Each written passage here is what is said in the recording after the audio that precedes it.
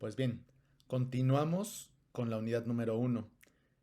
Vamos a la segunda parte. Este segundo video revisaremos generalidades de la estructura de los ácidos carboxílicos y sus derivados. Es importante destacar que los compuestos carbonílicos, desde aldehídos y cetonas hasta los ácidos carboxílicos y sus derivados, tienen varias cosas en común en su estructura, como ya lo estábamos viendo en el primer video, pero se estudian por separado. Vamos a hacer hincapié. ¿Por qué se da esta situación? Pues sí, es por su estructura. Aunque los veas muy similares, hay detalles que les definen y les diferencian muy claramente. En estos dos próximos videos, este y el que sigue, trataremos mucho de esta parte. Por ejemplo, los agrupamos por la especie química que tienen, le llamaremos grupo saliente. Lo que está unido, acuérdense, esto es el carbono carbonilo, bueno, al carbonilo al carbono carbonílico. Lo que tengan unido es lo que los define, obviamente los agrupa en distintos diferentes grupos funcionales y también les da la reactividad. Por ejemplo, los halogenuros de acilo y los anhídridos tienen muy buenos grupos salientes. Otros derivados de los ácidos carboxílicos, como los ésteres y las amidas, no los tienen, pero los podemos convertir en grupos salientes, es decir, que pueden ser desplazados. Por el contrario, los aldehídos y las cetonas tienen muy malos grupos salientes. ¿A qué se debe esto? Pues sí, como lo veíamos anteriormente, esto se debe a la basicidad del grupo saliente. En esta tablita les estoy presentando los que serían los grupos salientes de los diferentes compuestos carbonílicos, desde los halogenuros de alquilo, los anhídridos, los ésteres, los ácidos, las amidas y los aldehídos y las cetonas. ¿Qué información tenemos acá? Pues la importante, la que tenemos que guardar es esta, la del pKa. ¿Por qué? Recordando sus clases de química analítica, ustedes saben que a un mayor pKa, el pKb será menor. ¿Eso qué significa? Que entre más pequeño sea el pKb, más fuerte va a ser la base. En este caso, viéndolo desde la otra forma, entre más pequeño sea el pKa, más alto va a ser el pKb, es decir, la fuerza básica disminuye. Y lo que estamos viendo en esta parte es que los mejores grupos salientes, que son los halogenuros de alquilo y eh, los anhídridos, poseen los pKs más bajos.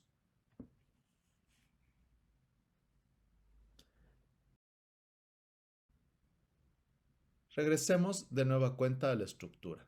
Aquí les presento de nuevo la estructura de un compuesto carbonílico. Tiene un átomo Y, que no sabemos qué es, pero bueno, representa cualquiera de estos que estamos hablando. Aquí que nos dice que el ángulo que hay entre cada enlace es de 120 grados. ¿Eso qué significa? Pues que esta molécula es plana. Entonces nos está diciendo, y lo podemos ver por el doble enlace, que tiene hibridación sp2. Recuerden que para que se forme un doble enlace, ambos átomos involucrados, el oxígeno y el carbono, deben tener hibridación sp2.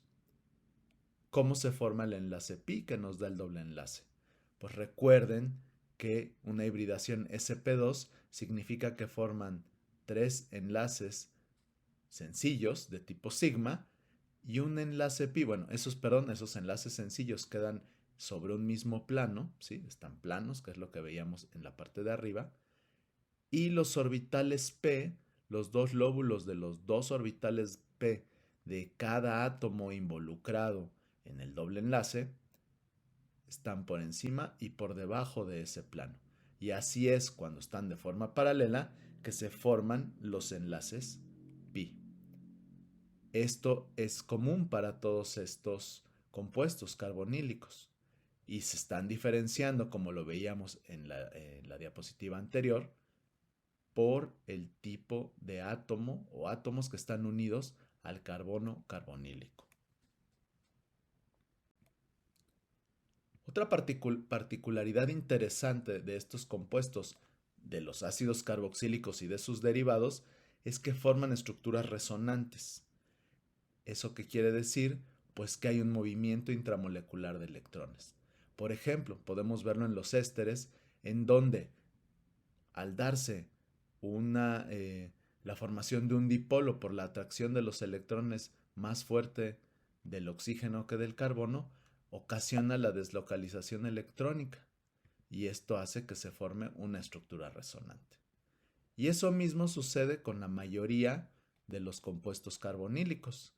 Lo vemos también en los ácidos carboxílicos de la misma manera, desplazando los electrones para formar estructura resonante, y con las amidas. Las bases conjugadas de los ácidos también pueden tener este comportamiento, de manera que se estabilizan y los vuelven buenos grupos salientes. Eso lo retomaremos más adelante.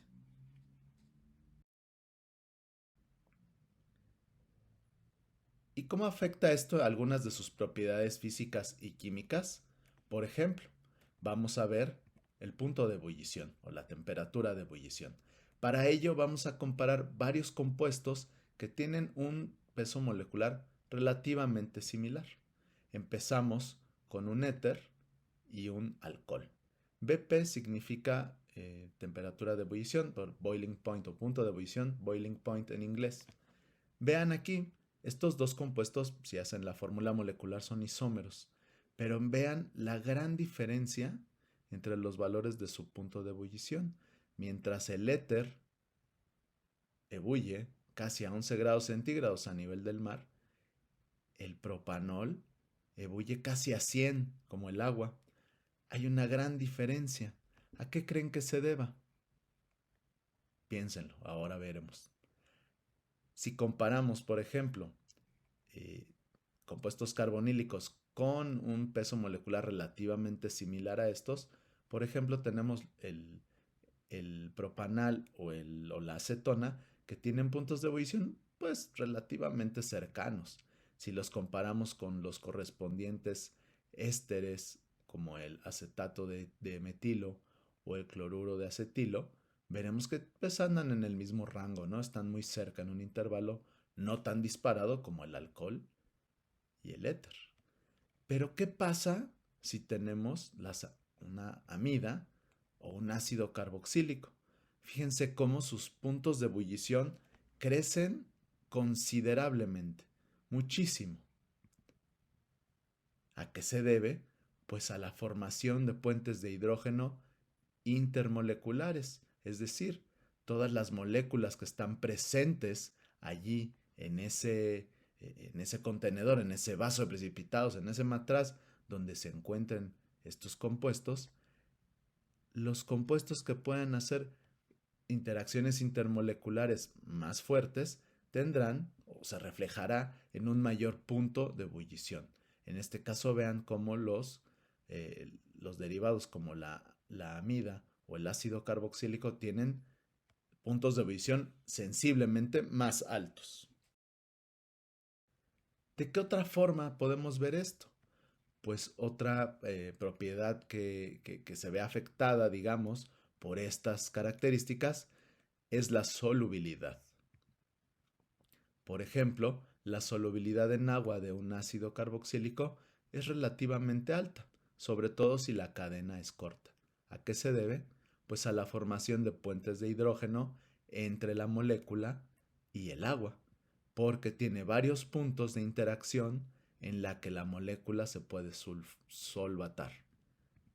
Si lo comparamos, por ejemplo, con un alcohol, comparamos un alcohol y un ácido carboxílico que son relativamente del mismo tamaño, como el 1-pentanol y el ácido pentanoico, vemos que la solubilidad del ácido pentanoico es ligeramente mayor que la del pentanol.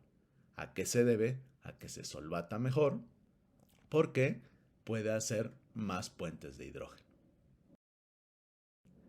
Con esto llegamos al final del segundo video, en el que abordamos un poco de la estructura y propiedades físico-químicas. En el siguiente video revisaremos otras propiedades fisicoquímicas que están relacionadas a la estructura.